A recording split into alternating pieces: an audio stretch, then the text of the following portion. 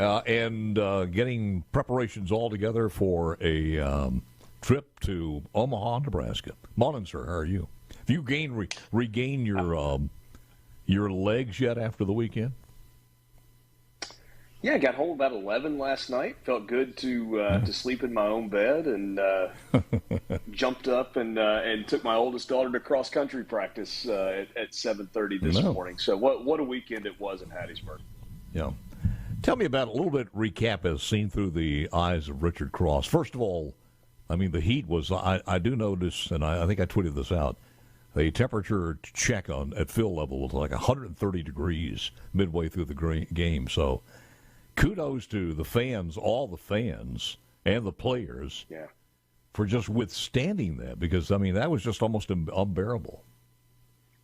Well, first of all, Paul, Southern Miss did an unbelievably good job hosting this event. And Scott Berry, at the end of his press conference yesterday, kind of thanked his administration, Jeff Mitchell and Jeremy McClain, their athletics director. They've done this 3 weeks in a row now. It's hard to put on a tournament. It's really hard to do it 3 straight weeks because they had the Conference USA tournament at P. Taylor Park, and then they hosted a regional last week that went 4 days into Monday, and then they had the Super Regional this weekend. So old pros now, but they did a really good job. It was hot, but you know what? It's mid-June in Mississippi. It's kind of what we expect. Yeah, you know, I mean, it was 94, 95, 96 with a heat index of 104 yesterday. Here's some great news for you. If you like the weather, stay tuned for next week because next week it's going to be a blistering. You think it's hot this week? Wait till next week because we're talking near 100 degrees, up in the 97, 98 degree range in some places. So, and that's not heat indices. That is actual temperature. Okay, so. Where do we stand now as far as some other games are to be completed? I think there's some games today or tomorrow to finish out this bracket. Not tomorrow unless something goes terribly wrong from a weather standpoint in one place. Everything will be done today. You get 2 left. You've got Stanford and Connecticut that will play out in Palo Alto this afternoon, and then Auburn and Oregon State who will play tonight. The Texas-East Carolina Super Regional. They were supposed to start, Paul, at the same time that Ole Miss Southern Miss were starting yesterday, and they did. Mm-hmm. And they played long enough for East Carolina to record 1 out and Texas to score 4 runs, and then they had a 6.5-hour weather delay. And they started back at 9:15 last night after 1 out had been recorded. So it was about a 6.5-hour first inning, 6-hour and 45-minute first inning. So that one finished yesterday. You had Arkansas win, so Arkansas is back. Texas A&M back there as well. So the SEC is going to be well represented. But man, the 2 days. I mean, the performance for Ole Miss pitchers over the course of 2 days was just remarkable, and there was no way to walk away from the Hattiesburg Super Regional with any impression other than that was utter and complete domination. And it's no disrespect intended to Southern Miss's baseball team. I mean, I stand by the fact that is a good baseball team, and they ran into an absolute buzzsaw this weekend. They have some great players on here, but in college baseball, more so than in the pros, if it gets out of hand, sometimes it's hard to turn it around, especially early in the game. Yeah, it can be, but the thing is, so you think about the crowds that Southern Miss had, right? I mean, great environment, people were packed in, so much anticipation. I mean, just it was like a pot of water on the stove that was like it was roiling, but it wasn't quite to a boil. It wasn't quite to that point where it splashes over the side of the pot and really steams up because they never had a chance, right? I mean, Southern Miss's fans did everything they could to try and. But you still got to have that moment to push you over the edge and just turn it into a complete, insane asylum, if you will. And Ole Miss just didn't allow that. There was never a point where there was momentum that Southern Miss grabbed. I mean, they had – we were talking about this on the way home last night. Ole Miss scores 15 runs over the course of 2 games. Southern Miss had 14 hits over the course of 2 games. Ole Miss scored more runs than Southern Miss had hits. And Hunter Elliott yesterday just over and over and over, changing speeds. And that's the thing, Paul. You watch baseball, you love it. I mean, everybody that runs out in the big leagues right now, 96, 97, 98, 101, just over and over. Hunter Elliott went 7 1/3 innings with 10 strikeouts and no walks yesterday, and he never broke 92 with his fastball. What amazes me is what it takes to get to the big leagues, and some of these guys are good,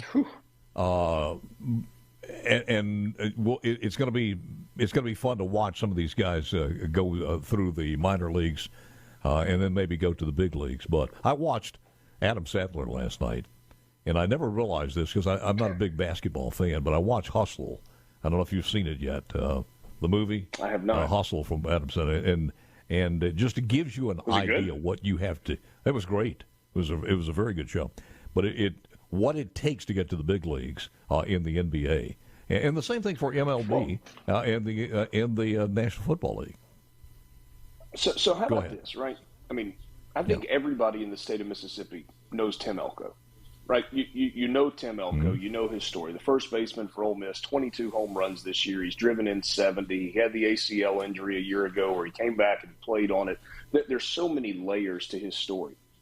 He's one of the all-time greats now in Ole Miss baseball. You know, whatever that Mount Rushmore is for you, he's either on it or he's right there on the edge of it.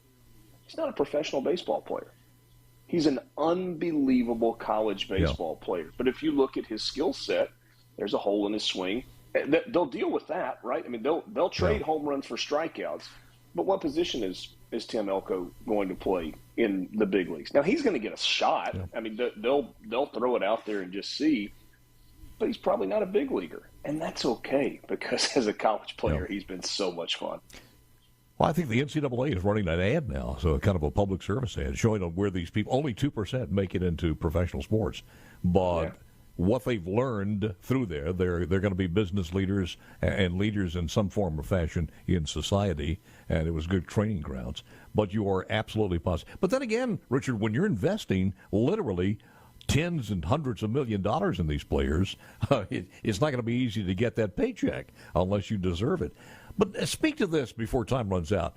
What was it like? Because you don't want to paint them as a Cinderella team, but the odds, if I had asked you, a couple of months ago, the Ole Miss Rebels would be where they are now, you'd say, well, you're probably crazy. But when things were just not clicking for the team, and for them to get that last chance there and end up in Omaha, it's just amazing. It really is an incredible run, right? It's an incredible story. You go from number one in the country, and I mean, they were 7-14 in SEC play.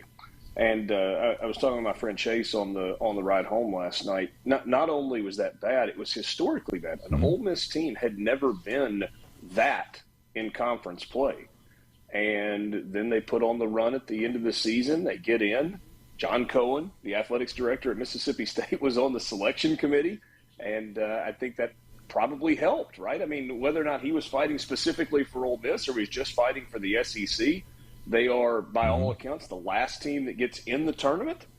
And then it was almost like there was new life, and they were kind of playing with house money. They go to Miami, and they play well in the Coral Gables. They play exceptionally well this weekend.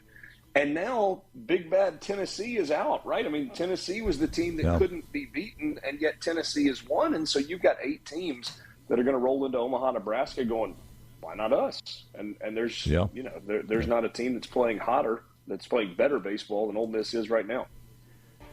What's the status as far as the time travel and everything else that you know of? Is it too early, or do we know when they're leaving, et cetera, et cetera? Ole Miss as a team will arrive on Wednesday. Thursday will be a practice day and press conference, and then the games will start on Friday. They moved the College World Series up a day, and they've taken the travel day, so it's a slightly more compact event this year than it has been in years past. I think that the assumption is that Ole Miss is going to play on Saturday. I don't know that we've seen that officially yet, and probably Saturday night. And if they play Saturday, that would mean they turn around and play again on Monday of next week. Got it. Thank you, man. Appreciate it very much. Thank you for spending some time Always with good us. To see you, Paul. Richard Cross here as well, sir. We got more coming up.